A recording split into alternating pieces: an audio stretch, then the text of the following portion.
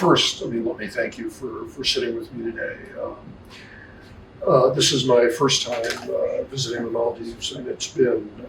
really an amazing couple of days, being able to see both the natural beauty of your country and also to be able to meet people across the government, civil society, and the private sector. I was in a school earlier today meeting with some of the next generation of the Maldivian people, and it's really been just terrific. So my first time, but hopefully far from my last time. I have been lucky enough now, honored to serve as the assistant administrator for the Asia Bureau at USAID for almost 2 years. It'll be 2 years next month. And I came into this position after having worked as a staffer in the U.S. Senate for almost 9 years before that, and then other government and think tank jobs. In this role, I support the Asia Bureau, which has missions across South Asia, Central Asia, East Asia, and the Pacific, and the USAID workforce in all of the development diplomacy that we're engaged in, be it on climate change or economic development, government capacity, all of the different development issues that USAID seeks to work with our partners like the Maldives to be able to build our relationships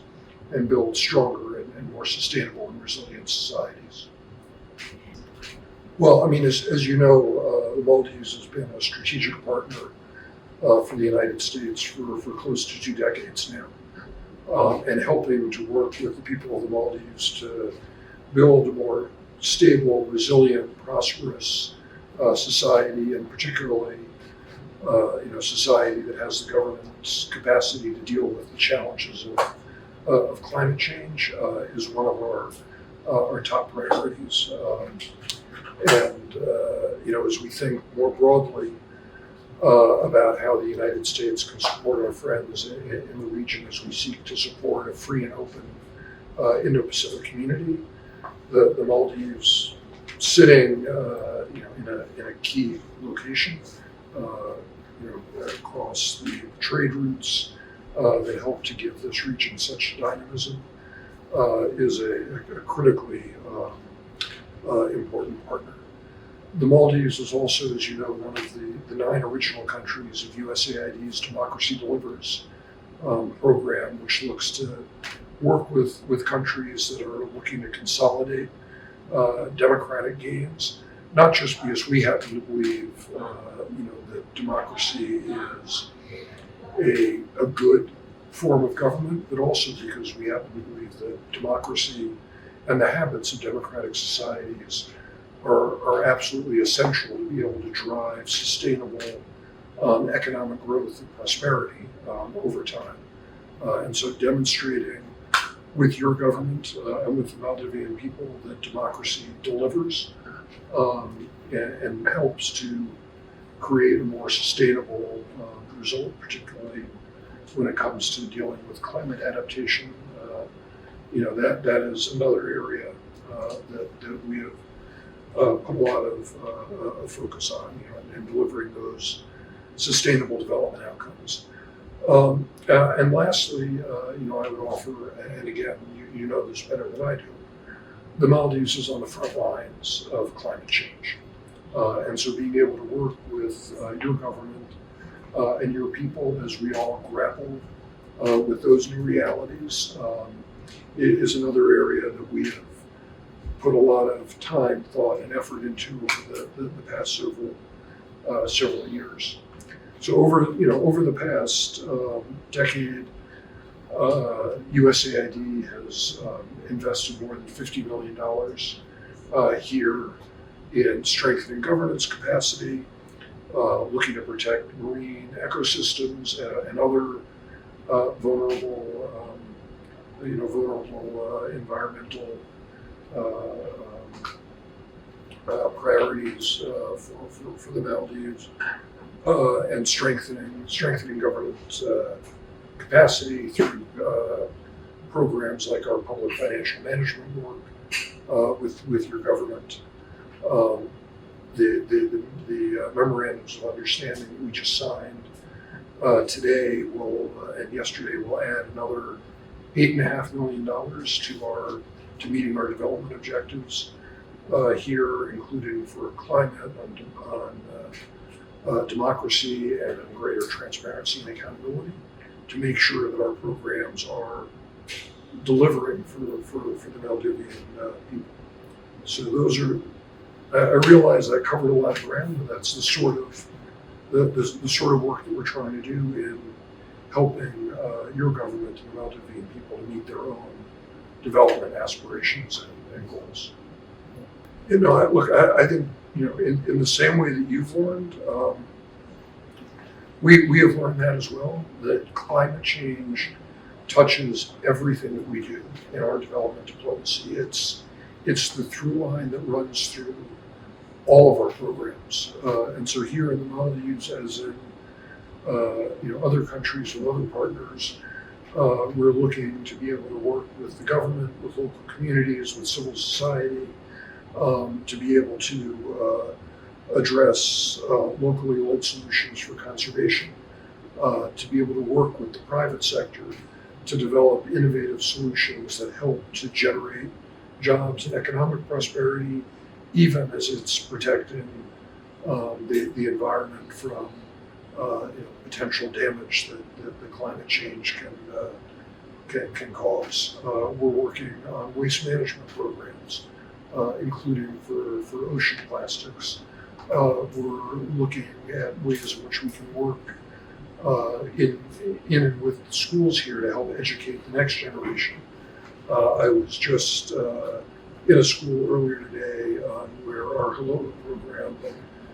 was demonstrating this augmented reality programming that they've developed to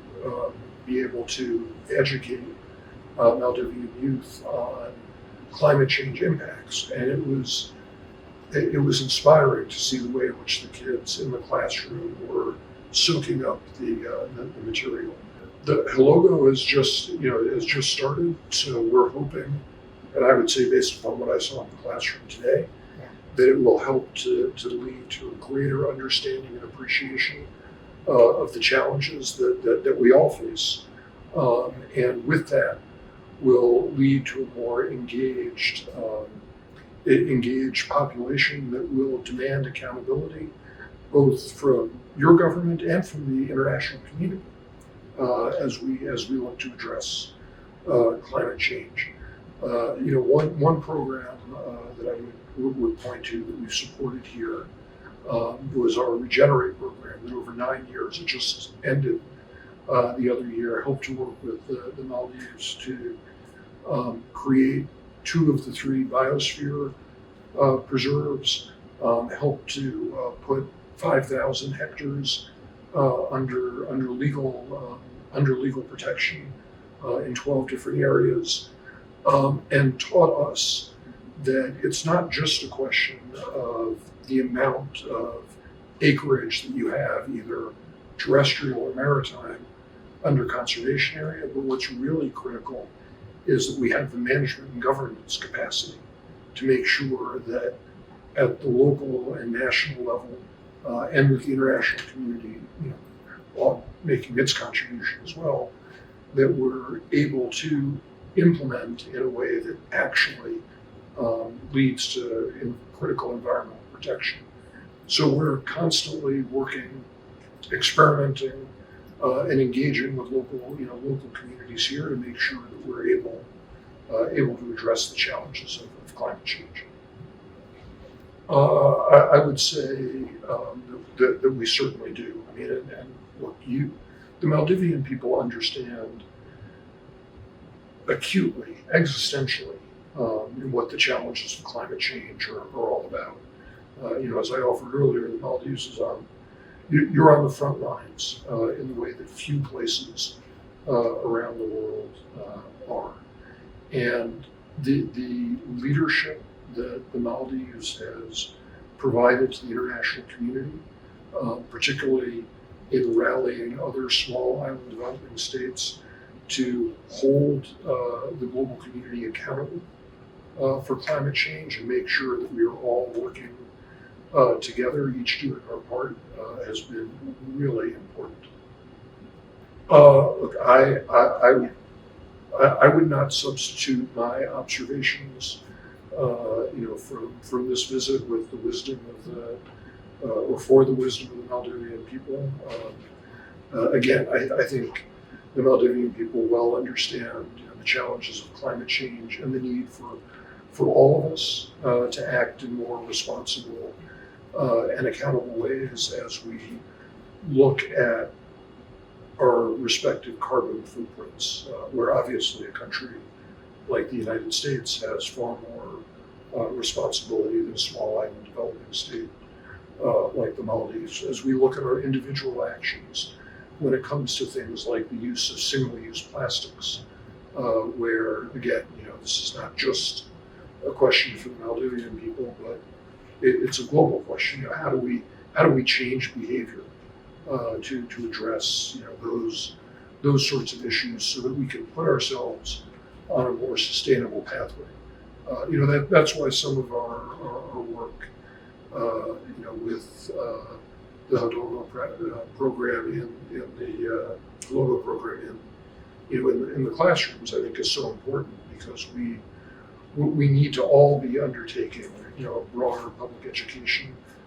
efforts as we think about how we address these issues and how we all change behaviors so that we're able to be meeting our global